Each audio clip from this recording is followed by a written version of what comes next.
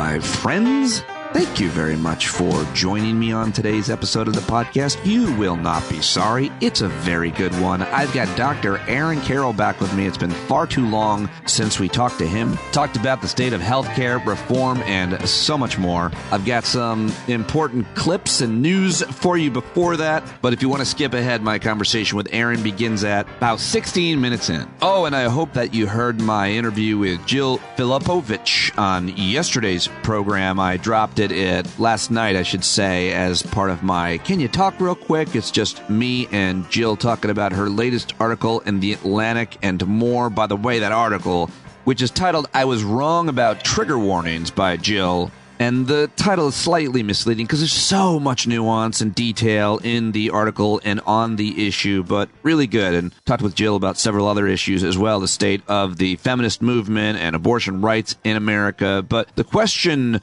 was I wrong about trigger warnings? It really got me thinking about a lot. And yesterday I asked on Facebook, and I want to know what you think of this. My daughter Julia is 16, almost 16, and of course Ava is now off at college as of 2 weeks ago. Julia has her eyes on, her sights set on the bigger bedroom. We've got the 2 bedrooms for the girls, and one is much larger with a lot more closet space. And Julia wants in. She is done with this debate and conversation. Ava is gone, she says, and while she is hopefully going to always come back and visit us, Julia deserves and should get that bedroom. Well, what do you think? I asked the question on Facebook, and I've gotten almost 100 answers. And I think it kind of leads into, I could argue, Jill Filipovich's question about, was I wrong about trigger warnings? Because it talks about getting over things in our lives and developing resilience, and life is not easy, and are we making it too easy? And so the question becomes, well, when Ava comes home, we want to make her feel comfortable. And people said things like, Ava should feel like she has her place to land. Maybe gauge how she is her first couple visits home and take it from there. Someone said, imagine Thanksgiving, the first trip home for a long weekend, and everything's changed. Someone else said, my 2 cents, not right now. She should have her space back for a while when she comes home. Safe place to land. Later on, you can renegotiate. You know, lots of people just said, of course she should have it. But the point is, it's about feelings being hurt, and that is inevitable in life. Are we doing too much, not only for, in this case, my daughters, but everybody, especially young people, to make sure that they don't have any adversity and never have their feelings hurt? It's a fascinating article and issue about trigger warnings. Have we gone too far with some of this stuff? I definitely think that we have. I am on the side of giving Julia Ava's room. Val isn't necessarily, Ava isn't. So it's an interesting debate that I certainly want to talk more with you about and hear from you on. Many of you have weighed in on it, but absolutely we'll talk about it at the Hangout. That should be fun on Thursday night. Okay, well, let me get to more of what's happening in the world in America in the news. Yesterday, there was a shooter walking around on the campus of University of North Carolina, Chapel Hill. I have a friend whose daughter is a freshman there, and the nation was talking about that, questioning why we have to be that way. A video went viral of a kid climbing out of his dorm room window to get away. They got the guy, but not before he apparently killed a staff member. Details are still murky on that issue at University of North Carolina, but we, of course, are still talking about what happened in Jacksonville, Florida, where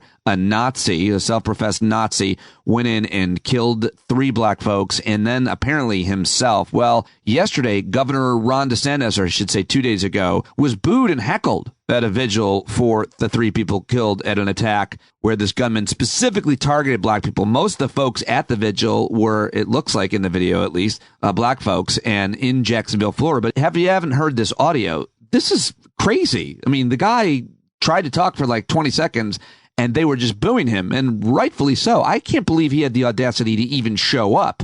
As DeSantis approached the podium to speak, some people in the crowd began to boo. One person yells out, "You're not welcome here." Somebody else yells out, "Your policies cause this." Of course, Ron DeSantis loosened the state's gun laws, curbed efforts to teach black history in public schools, has been critical of anything woke, which is often interpreted as racist by black folks who came up with the word and idea. Well, listen to the heckling yesterday, and then I got something really great for you from State Rep Angie Nixon, who was incensed, rightfully so, at Ron DeSantis' appearance yesterday. But here is that. Governor Ron DeSantis is here. I mean, even that baby is crying.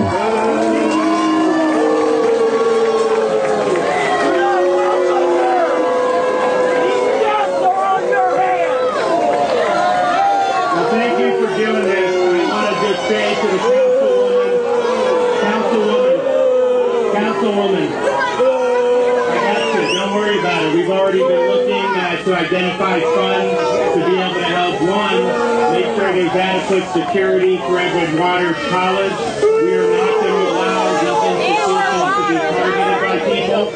Edward Waters, your policies caused this! These guns are on your head! At that point, the councilwoman there took the microphone back and tried to ask people to be polite, but it wasn't having it. Anyway, here after that is this clip went viral yesterday. I thought this is just a powerful and perfect and extremely passionate commentary by Florida State Representative Angie Nixon, who's been in the fight there in Florida for a long time. But again, you have a governor who cares more about pandering to a base of voters, not even caring about what's happening here in our state of Florida and the 8,000 educator shortage that we have, right? The property insurance crisis that we're dealing with, the rising rent cost. No, he wants to be vindictive to Black folks because it gives him points in poll numbers. That's what we're dealing with. America, you are in danger, girl. We must stop Ron DeSantis in his tracks. I am not an angry Black woman. I am a woman who is speaking truth to power to let you all know this man means us no good. And it is evident by what transpired here yesterday in Jacksonville, Florida. Every single word of that is so well chosen in my mind. America, you are in danger, girl. And saying that, just having to say that, this isn't some angry Black woman. Having to say that sucks, but the fact that she did say that was good so that you didn't get confused by any of our predetermined biases. This is a woman speaking truth to power right there. And I thought that was amazing. I'm going to reach out to my Florida progressive folks and try to get an interview with her, get her here on the show for sure. And I will be talking, I think, later this week to Florida Education Association President Andrew Spar, who I'm sure has plenty to say about this. All right, well, let me move on, if I can, to one of the other huge stories yesterday was that news broke that the date has been set for the trial of the century. I don't think that's hyperbolic. The trial of the century, Donald Trump, March 4th in federal court, being prosecuted by the Department of Justice, Jack Smith, for trying to steal the election. Last night on MSNBC, the question was asked by Jen Psaki, who was in for Chris Hayes. Can the date be changed? Thought this is an important question and a good answer from her guest, Mary McCord, who's a former assistant attorney general. It could still change. I mean, it wasn't just the trial date that Judge Chutkan set. She set all kinds of interim dates, the dates for pretrial motions, the dates for the government to turn over its witness list, the dates for it to turn over its exhibits. So there's a whole bunch of interim dates on the schedule. There could be legitimate reasons, either on behalf of Mr. Trump or the government, for one or two of those dates to slip by a day or two of factual or legal reasons that bring them into court to ask for it to slip. There could be reasons for that date of March 4th to slip for a day or two or even a week or two. But it's not going to slip to pass the election. This is going to happen. It's going to happen before the election. I think it's going to happen before the convention. But people shouldn't be, alarmed if something happens and there's a day here. If it's March 7th or 8th. It's okay. Exactly. All right. And of course, it's now this date is set the day before Super Tuesday. So Donald Trump won't be on the campaign trail. He'll actually be in court. And that image on that day is going to be very important. Conspiracy theorists are now all saying that, of course, that was a date chose by Barack Obama, who is running Joe Biden's actual presidency, who is actually prosecuting Donald Trump. Or at least they're saying that Joe Biden. There is some version of that, of course, that Obama's running the show. I've seen that many times. But regardless, that is going to be the date. Say whatever you want to say about the politics behind it. I don't think it is. I think this is pretty normal from the analysis I've seen of the analysis by experts of Judge Chutkan and why she set this date. All right. Well, of course, plenty of other legal news in terms of the Trump indictments and specifically down in Georgia, where Mark Meadows is one of the 19 co-defendants, and he was in court. He's trying to get his case moved to federal court so he has a better chance of, I guess, throwing it out all the way. And all the legal experts were shocked yesterday when he went up and testified in his own defense. He was on the stand trying to make the case apparently for about 5 hours. And I don't really know what to read into that. I'm not going to play any clips about it. We'll know soon enough. I don't like to get too bogged down on these legal cases here on the podcast unless it's a one-on-one interview with an expert on it in terms of clips and analysis, because there's so much of that available, number one, out there. It's basically all MSNBC is doing, and I think it's important to have that analysis. But here on this podcast, unless I've got a guest, I probably won't do too much of it, so enough for now. So just real quick, in other news, yesterday, I love this headline. Pope Francis blasts, quote, backwards U.S. conservatives, quote, reactionary attitude in the U.S. church. Said that conservatives in the U.S. Catholic Church have replaced faith with ideology, and that a correct understanding of Catholic doctrine allows for change over time. His comments were an acknowledgement of the divisions in the U.S. Catholic Church, which has been split between progressives and conservatives who long support the doctrinaire papacies of St. John Paul II, Benedict, as well the Pope that he replaced, particularly on issues of abortion and same-sex marriage. Made the comments at a private meeting with Portuguese members of his Jesuit religious order while visiting Portugal on August 5th, apparently. And for that, I give the Pope points. He has a lot more work to do in the Catholic Church, though. Next story. It's about Florida and, well, the southeast. Tropical storm Idalia expected to rapidly intensify as it aims for Florida's Gulf Coast. It's now a major hurricane. Orlando Sentinel editorial, get ready for an unpredictable Hurricane Idalia. Thinking of all of our friends who are in Florida, and let us know if there's anything at all we can do. That's part of what I want to use this podcast and our community for, is to reach out to each other when we're dealing with regional weather, climate-related issues, crises, which are probably only going to get worse in our lifetime. And I want to have a place for us to be, literally, if need be. So, wanted to mention that storm gathering. Next story, please. Joe the Plumber died. Did you hear about that? I once tangled with Joe the Plumber on CNN on air, and then after, I thought he was going to beat me up. But yeah, apparently 49 years old, pancreatic cancer, terrible. What that makes me think is I'm 47. One day at a time. Every moment is a gift. Don't waste too much time thinking about the future and things that may or may not happen. Rest in peace, Joe the Plumber. And a guy who reminds me a little of Joe the Plumber in terms of attitude, Navy SEAL, an ex-Fox News contributor, the guy who says that he killed bin Laden. Well, guess what? He just got arrested for the second time. He's a big Trump supporter. His name is Robert O'Neill, and he got really drunk and passed out at a hotel in Texas. And then when a security guard tried to be kindly get him up to his hotel room, as a matter of fact, Robert O'Neill got belligerent and physically attacked the guard, called him the N-word. Apparently the guard was a black guy, and the guy was simply trying to help him to his room. So he was arrested and booked, and I bet you that will only help his podcast and whatever the hell else that he's doing, unfortunately. But still, what a really terrible guy this guy seems to be. Got famous for killing bin Laden and now infamous for constantly being a dick wherever he shows up. And finally, wanted to mention that Vivek Ramaswamy seemed to have a tough day yesterday. First of all, Eminem sent him a cease and desist order for singing his songs or trying to rap his songs at different events.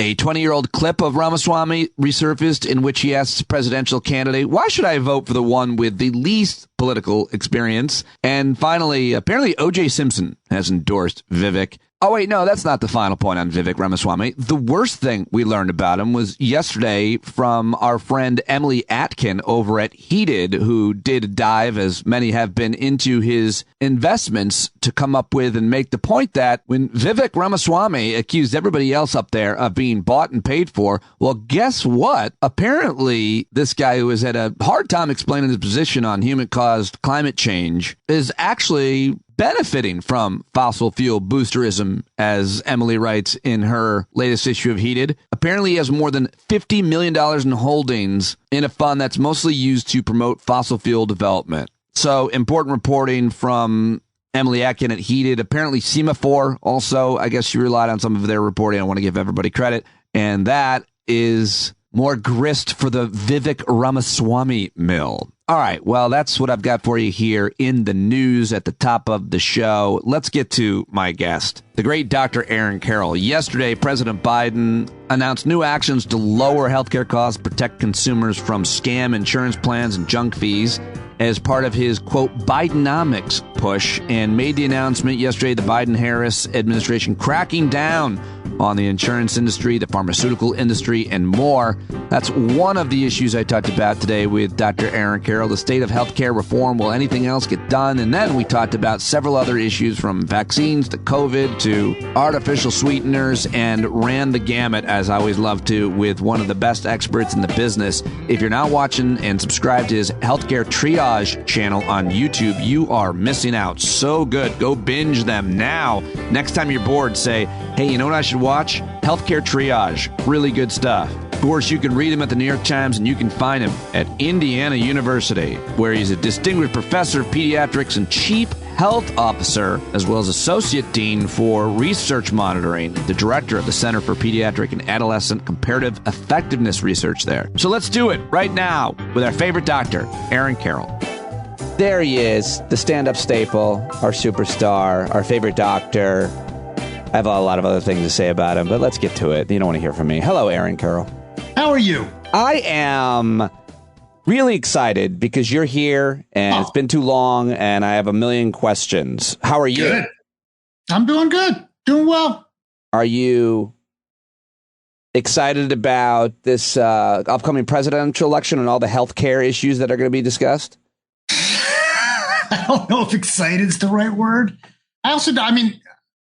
Do you think there's going to be a lot of healthcare issues discussed? I mean, I hope there are, but no, God, it just feels like it's going to be noise. Kind of where I wanted to start with you. I know there's a big announcement today that, this is really PR as a way to talk about something that they actually got done under the Inflation Reduction Act to reduce or create competition with drugs, but it wouldn't be happening for a year at the soonest. But Biden's going to come out and talk about it today because they have to get this done. I didn't explain it very well, but the question to you is, you and I used to talk about the country debated healthcare reform for a few years.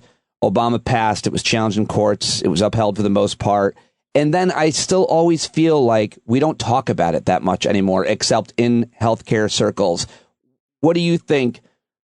What is your perception of how the issue gets attention or not? I mean, I get totally demoralized because it feels like every time we have a presidential election, if there's a Democratic primary, we have an argument about single payer versus status quo. But if there's not, then we don't have much of a debate at all, right? Because there's, pushing some incremental reform through probably the Biden administration, or I don't know what the Republican health care proposal is. How many times did President Trump tell us he was going to unveil it any minute now? And he was there in office for 4 years. I'm still not seeing anything else, nor am I seeing healthcare be a major component of any other Republican candidates running. I mean, if I'm wrong, let me know. I just haven't seen anything yet that would convince me that healthcare is going to be a real staple of this election. Our healthcare system is still so broken. There's so many reforms that need to be made. Totally. But yet it doesn't get discussed as much. And I wonder why it did get discussed. Is it because President Obama put it on the agenda? Is it because of what helped him get elected? I mean, you think about all these other issues that get headlines, as they should. Women's reproductive rights. Women are concerned about that each and every day. Gun violence, it's headlines all the time. And so we talk about a lot of these, legal cases and so on. But why isn't health insurance seen as that we all have to deal with these high prices and all these issues around all of it, and just trying to be able to afford it, get it top of mind, do you think? I think people get tired. I think first President Obama took a big hit politically, pushing through the Affordable Care Act. I mean, you got to remember, there were like 60 filibuster-proof Senate. And then, they lost that 60th vote and they had to go through reconciliation. I mean, that was a once-in-a-lifetime Senate. It's not going to be seen again.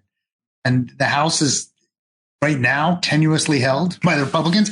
I don't see them advancing anything major. Nothing can get past the House and the Senate. I don't see President Biden making this something he's going to stand on, because it would be very hard to get major legislation through, and no one wants to really die on that hill. I also think that, there are a lot of Democrats that were like, oh, Affordable Care Act got passed. We're good. Right. No. We still have a ridiculously expensive healthcare system where access measured by so many metrics is still a problem and quality is still an issue. But we can't even get past the healthcare financing discussion, let alone talking about delivery system reforms or any of the stuff that really is much more impactful on healthcare. So yeah, it's demoralizing. And I'm glad they're trying to talk about pharmaceutical reform and how we more rationally talk about drug pricing. It's good, but it's going to get fought in the courts and it's going to take a big hit. And who knows how that will wind up. And it's important to remember at the end of the day that for all the bluster, pharmaceutical spending is not the biggest component of healthcare spending. Even if we reduce that, it would bring overall healthcare spending down, but not like people think. I mean, what is it? Maybe total 10% of all healthcare spending. And so if we reduce that by a couple percentage points, that's not a major change when amortized over the entire population.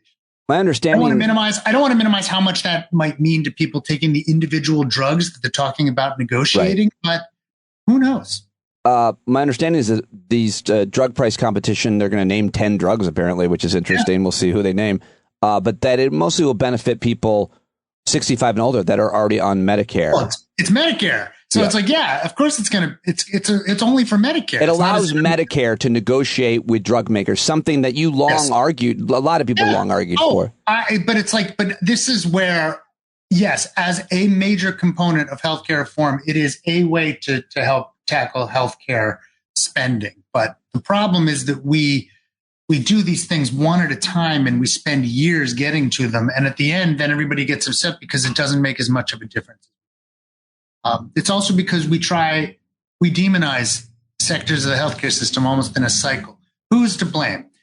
It's pharmaceutical companies. Nope, it's insurance companies. Nope, it's doctors. Nope, it's nurses. Nope, it's the hospitals. Nope, it's the hospital systems. It's employers. It's everybody. But we only ever focus our attention sort of one at a time, give it a shot. And if we fail, we move on to the next demon when really everyone's to blame. And we need to probably tackle this holistically. The only way that this can happen is because Medicare has leverage, because they have so many patients, they have so many actual customers buying these drugs, so they can force them to negotiate, or else the drug companies can say, well, we're not going to deal with you. They could do that, but they wouldn't do that. And so they're saying, and other countries get to negotiate, the VA gets to negotiate. But what the pharmaceutical companies' opposition to this, I guess the lobbyists are saying, well, if you do this, it's going to make it harder for us to invest in research to develop these great new drugs. Any truth to their argument? Well, first of all, let's own that, health insurance companies right now are totally able to negotiate for drug company rebates, and they do. I mean, this is why your insurance comes with a formulary, because they have made particular deals with certain drug companies for reduced pricing. This happens every day. Healthcare spending is still a lot. Granted, it would be nice to add Medicare to the rolls, but it is not as if, most people in the United States have private insurance. Lots of those are actually in probably insurance that's made negotiations in some way, either directly or through a middleman, to negotiate their rebates on some different pharmaceuticals. Like I said, it's nice to add this to the rolls, but the idea that this is going to solve everything is somewhat laughable. Right. Now, granted, the pharmaceutical companies are going to take a direct hit, probably on the order of millions to billions of dollars. That's a lot of money to them. So they're going to fight it tooth and nail. Now, they're also arguing about investment and incentives. Here's the problem. We have a system right now which is based on the idea that we get the money for pharmaceutical innovation by charging sick people as much as possible for their care. That doesn't make a lot of sense. If we want to take money, and be it public money, which is really what Medicare is, and try to incentivize drug companies to do a better job, I got no problem with that. During the COVID pandemic, we did not raise everyone's healthcare money so that we could get massively innovative vaccines, which were freaking miracles. No, they just spent a lot of money through a lot of different pathways to incentivize companies to really invest in this area. And companies did, and they made a lot of money, and it was great for everybody. We could do similar things. But right now we're trying to argue that the best way to incentivize innovation is to make sick people pay as much as possible for the care they desperately need, regardless of how much money they make, and even if it's up for a disease that has nothing related to the innovation. That doesn't seem like the most efficient and thoughtful way to do it. So we could do a better job. Let's talk about vaccines for a minute. You mentioned it. You've got a new video over at your hit YouTube channel, Healthcare Triage, about RFK. And it's just kind of funny because most of us have no idea when he's making an argument what he's talking about, or anybody when they're talking about these vaccines, or, some nutrition benefits. There's millions of podcasts and everybody's an expert on food and exercise now. And they're all experts to me. I mean, they all sound like they're making sense. RFK sounds like he's making some good arguments. I just know he's not. And your latest video just takes one argument that he made and lays bare how ridiculous and immoral the argument is about why they don't test these vaccines against a placebo was the main argument. But it was such an important one that it almost felt like at that point, I already knew he's wrong, but I don't need to take on the rest of his arguments. What would you say about the kind of ways these guys are arguing and how convincing they tend to be until held up against just a little bit of scrutiny like you at Healthcare Triage or anywhere else that knows their stuff? I mean, part of the problem is that, they're not trying. I don't think they're trying to convince. I think they're trying to win. They're not trying to convince. They're trying to what? I lost you. Win. It's just like, let's win a debate. And they can do that through flashbangs and smoke and mirrors. Right. Oh, we can say okay, great. There aren't, it's sound bites. And of course, the problem with, the way to counteract that is with long form content. I can take a 5 or 6 minute video and lay bare what the problem is. But that is not how we digest news. So if we digest news, it'd be like a bunch of people on a panel. Everybody gets asked a question. God knows if you're going to get a good question. You have one 30-second piece to answer. It's going to be soundbite, soundbite, soundbite. You're a liar, soundbite, and it's over. And everybody goes, "What just happened?" We don't have thought. This is not how it used to be. You would lots of times debates were carried out even through written documents where you really tried to get at the issues. It's how people argue in court. It's how lots of stuff happens, but they're just winning a soundbite. And he's got a couple sound bites which sound good, right? Can be dismantled with thoughtful conversation, but that's not how it's done. And if it is, then what happens is somebody like that moves on to the next opportunity and ramps up the exact same argument, which has just been discredited. But you also have to remember that, I write periodically for the New York Times. If I'm lucky, a couple million people will read what I wrote, which sounds like a lot. But that means a couple 100 million people did not. And so, you just can't reach everybody. And so, someone like that who's willing to go on news show after news show after news show is going to reach a whole lot of people. And they're very good at, the sound bites or the arguments. And it can be really damaging, but it's really hard to put out those fires. State of COVID, state of the flu in America? I mean, COVID is on the rise. We're seeing more cases. We're seeing more hospitalizations and ER visits. There's no question we're seeing a bump. But I still think it's also important to, put things in perspective. It's nowhere near it was a year ago or more. There's still a ton more immunity out there. We're not seeing any major variants, which causes pause to think okay, the stuff we've got isn't working. I imagine there'll be a new set of boosters in the fall, likely tailored to more recent variants. I will encourage everyone to go get them. I expect a dwindling percentage of the population to listen.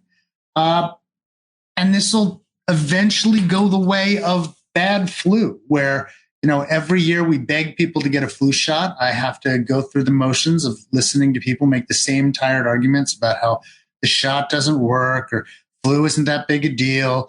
And, it's not going to hurt me. So why should I care? We've now moved. It feels like we're moving more and more with COVID to that. It's demoralizing. It's a sad statement on how America treats chronic illness and illnesses that are a risk to immunocompromised and elderly people. But as I've written about before, it's like COVID didn't cause this. It just exposed it. We had this with flu. We had this with lots of other diseases. It feels like COVID is headed in that direction as well. When you say it's demoralizing, do you generally mean because more people don't get vaccinated? If that were the case, we would be far better off because we come up with these miracle vaccines and not enough people take them. Is that the demoralizing part? Or is there part of it is the vaccination. Part of it is that people will not stay home when they're sick. Part of this is we won't create a work environment where we encourage people to stay home when they're sick. Same goes for school. But, we make it hard for people in jobs to stay when they're sick. People who have something to do that they want to do are unlikely to skip it, including vacation, if they get sick. Because, everybody starts to get into like, I want mine or, me. Yeah. And taking care of these diseases is a community effort. And that's how we prevent spread.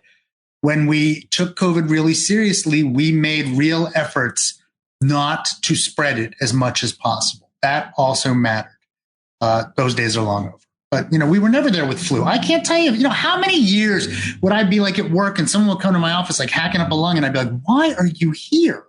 And either, some American got to go to work, God can do. But it's like that not only is bad for health, it's actually bad for the economy. But, there's only so many times. I don't want to be like so pessimistic, but like these arguments have been around for a long time.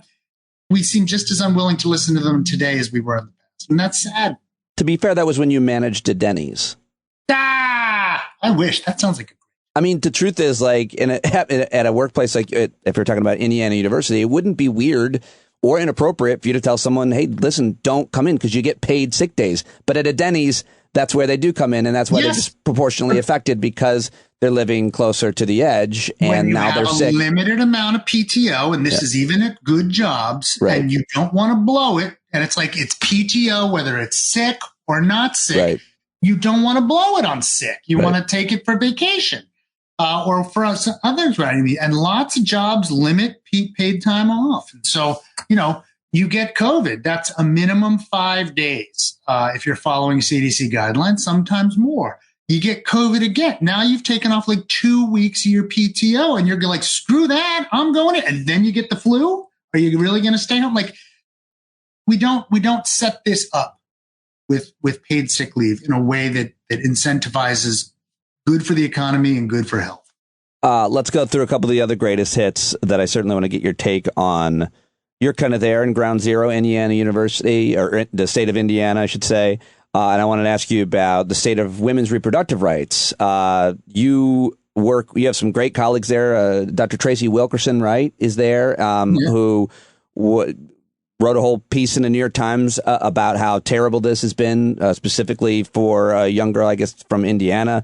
Was it Ohio that had to come to Indiana to get an abortion? How are we, what's happening now that so many of these states have changed their laws for women? What kind of, what are you seeing? It's not good. It's not good for health. It's not good for, family planning. It's terrible.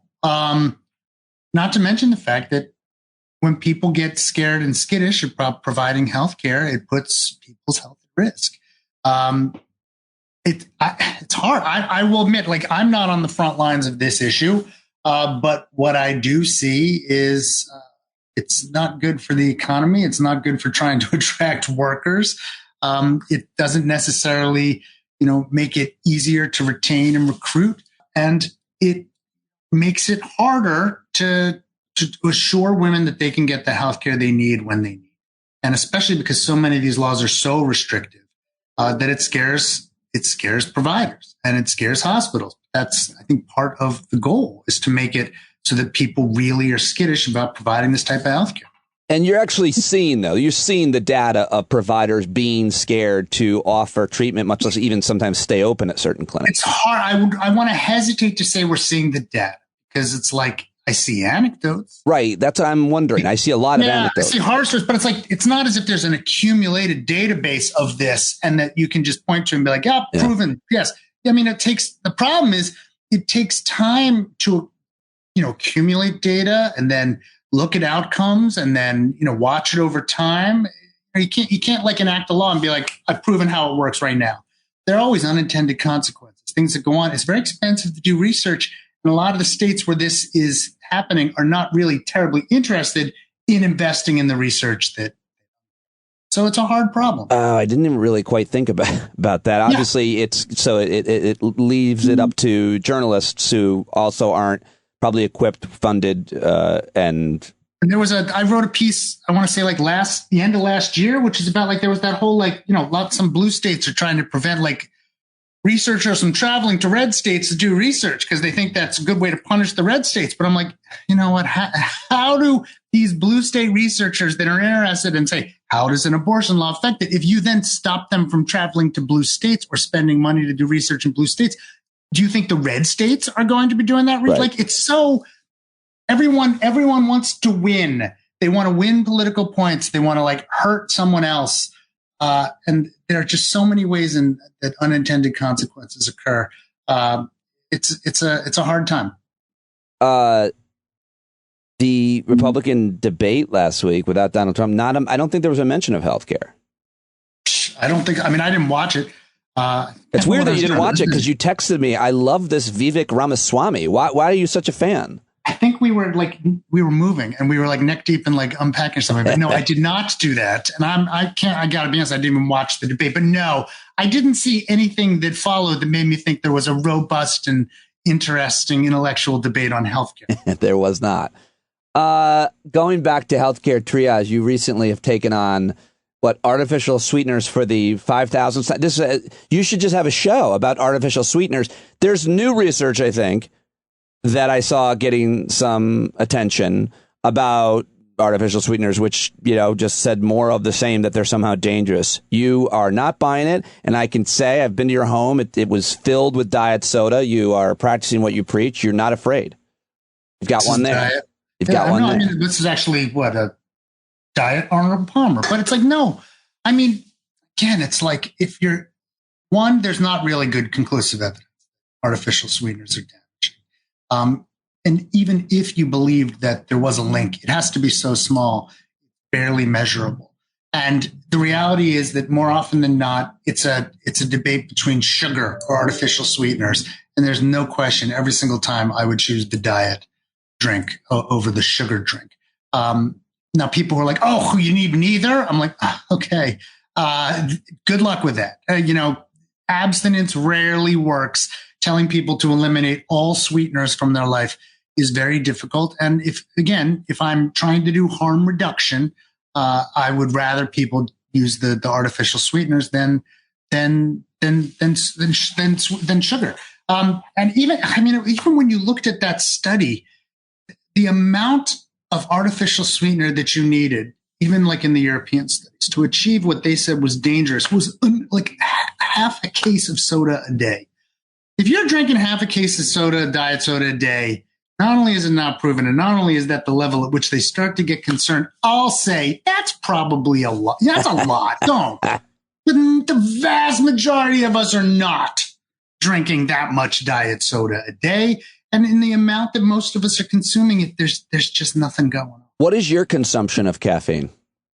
Caffeine or artificial? I want to say caffeine, actually, because I made an assumption, that was my bad, that I drink diet soda. Generally, I drink Diet Coke because it has caffeine in it. So I'll drink coffee in the morning. I don't drink it every day, obviously. Diet Coke. I drink coffee every morning. Yeah, 1 to 2 cups, something like that.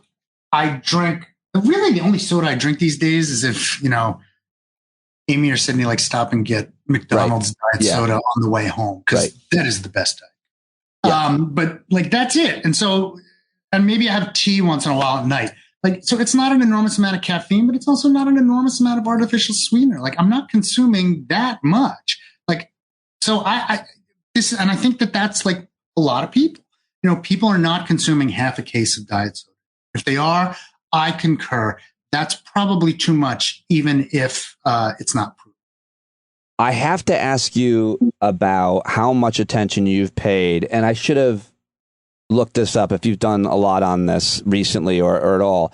I feel like everywhere I look, we're hearing about the benefits of hallucinogens. I don't understand. I haven't taken many deep dives in them. I want to try some mushrooms, but I've heard so many people talking about unlocking trauma and the health benefits, and it's not for everybody. And this is a thoughtful conversation. Michael Pollan is very respected, wrote a book about it and really kind of put it on the map. This guy, Tim Ferriss, funds research into it. He's a huge influential guy. I wonder how much you think about it, or think that maybe it's overly played up too much these days. Well, I mean, there have been some interesting studies.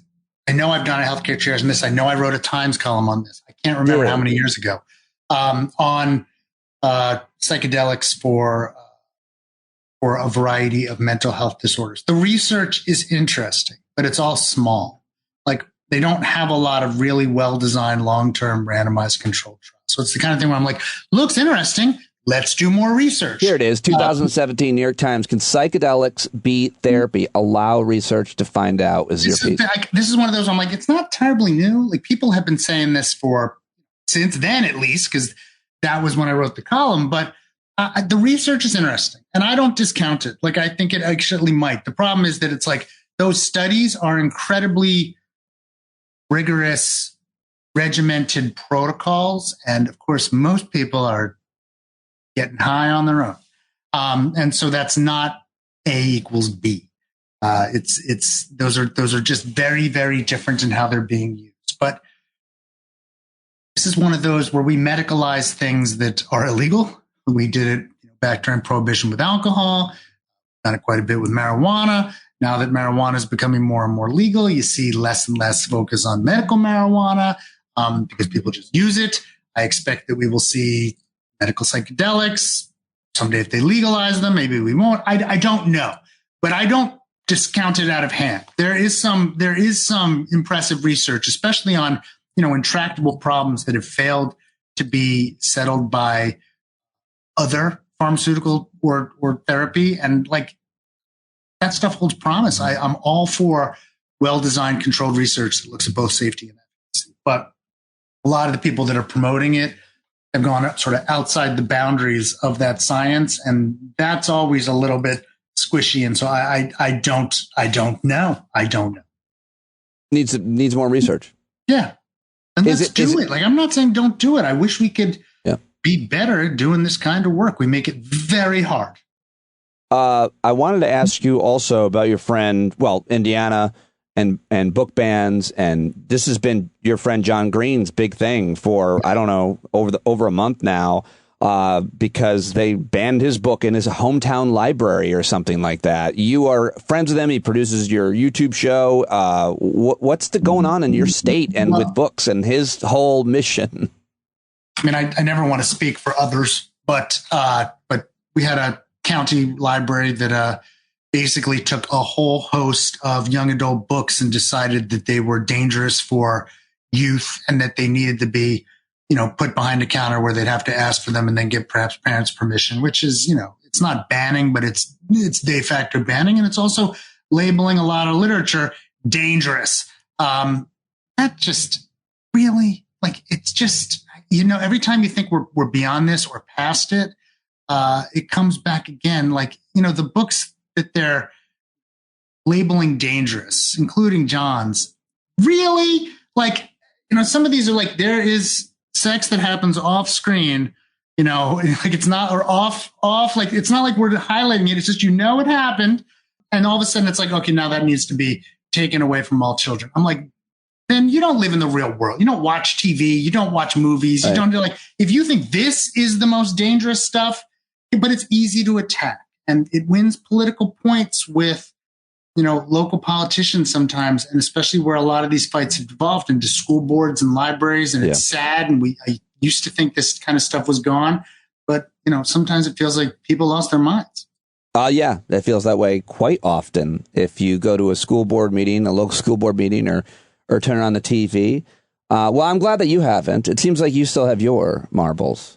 Trying, keeping it as going as I can. Yeah, well, I'm very happy to talk with you and to hear from you. And everybody's happy to have you back. Oh, I was supposed to ask you this one. These are your worst nightmare. Happy National Ice Cream Day.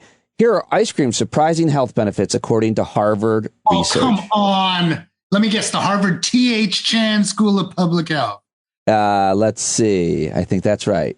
Yeah, because they churn out this stuff all. Oh, they do. What are they? Like sugar will kill you. Sugar will save you. Wine will kill you. Wine will save you. Don't eat carbs. Eat more carbs. It's like it's like okay.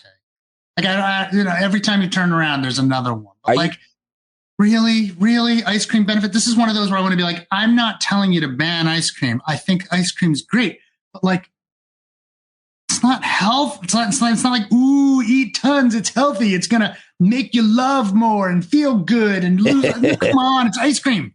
It's dessert. All right. Thank you very much, Dr. Aaron Carroll. Always so appreciate when you join us. Anytime. All right, there he goes, Dr. Aaron Carroll. Please let him know that you heard him here. You can contact him on Twitter and social media, although he's not very active there, and we're always so happy when he joins. I know I am. Learned a lot. Go check out his YouTube videos, subscribe, and support him on Patreon. You can do that as well. YouTube, it's Healthcare Triage is the name of the channel. That's all I've got for you on today's show. Thank you very much for joining me and for supporting me with your paid subscription. Go write a review on Spotify, on iTunes. That matters a lot. Sign up now for a paid subscription so you don't have to deal with the ads that are going to be coming if I sign up with this podcast network, which I'll be doing, so they'll help promote the show more, because can't do it without your support. That's it. That's all. I'm going to let John Carroll sing the rest of the great, amazing song that he wrote just for us. Go support him at johncarroll.org. I think you're driving wheels with leaking grease. Boy, you better stand up. Stand up. Well, there's a whole lot more of us who know what's right. They'll keep right on ignoring us if we keep sitting tight. You got to open up the window to let in some light. You got to stand up. That's right. We got to rise up. You got to stand up. You got to stare the devil straight in the eye. We got to let him know it's his turn to go. See it clear when all you hear is a lie. So get up off of your butt, get down off of your fence. Even if it ain't a very friendly audience, well, they'll begin to listen when you start making sense. And you stand up, stand up. No need to point your rifle to defend your town. Just stand up, stand up. You know they can't deny you what you're laying down. Boy, you better stand up, stand up. Show your face of every color, yellow, black, red, and brown. She's the place where every lost child will finally be found. There's only one thing to do before we stand our ground, and that's stand up, stand up. Well, the founding fathers saw a land for all. They had to stand up, they had to stand up. They had a keen imagination for a crystal ball, drawing all the plans of stand up. But all they had to go on was the time they were in, with other causes for loss, and since they weren't even sin, they knew that change was gonna come before the change could begin. They had to stand up. All right, they had to stand up. We got to stand up. We got to look the devil square in the eye. We gotta let him know it's his time to go, and make it clear when all we hear is a lie. Why you lying awake wondering where the money all went? It'll be the cost of freedom that'll go unspent. You can see him flee the scene of that experiment if you stand up. All right, we got to speak up, we got to reach up, and raise your voice in every way you know how. Don't be toes up, you got to show up. Ain't no better time to do it but now. No need to pledge allegiance to no wanton tribe. Rise up, show obedience to the voice inside, and listen well and it'll tell you not to run and hide. It says stand up.